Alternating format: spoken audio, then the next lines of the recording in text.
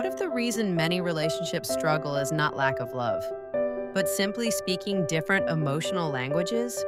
What if people can deeply care about each other and still feel emotionally disconnected because they express love differently?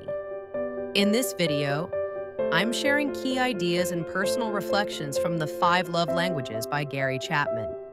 This incredibly popular relationship book explains how people give and receive love in different emotional ways, and how understanding these differences can improve communication, connection, emotional intimacy, and relationships.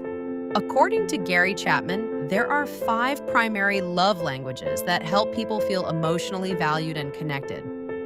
The 5 love languages are words of affirmation, quality time, acts of service, physical touch, and receiving gifts. Many relationship problems happen when people give love in the way they prefer, instead of understanding how the other person experiences love emotionally. For some people, words matter deeply. Encouragement, appreciation, compliments, and emotional reassurance help them feel loved and valued. Small positive words can have powerful emotional impact. For others, love is experienced through focused attention and meaningful presence. Being physically present without distraction matters deeply.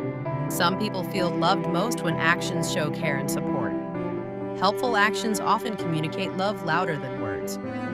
Actions can communicate deep care. For many people, healthy physical affection creates emotional security and closeness. Hugs, hand-holding, physical comfort, and affectionate touch can strongly affect emotional connection. Physical connection can strengthen trust and reassurance. This love language is often misunderstood. It is not mainly about expensive items. The emotional meaning behind thoughtful gifts matters most. A meaningful gift can symbolize effort, thoughtfulness, attention, and emotional care. One of the biggest lessons from the book is this: many conflicts happen because people misunderstand emotional needs. The book encourages emotional awareness, communication, empathy, and intentional effort.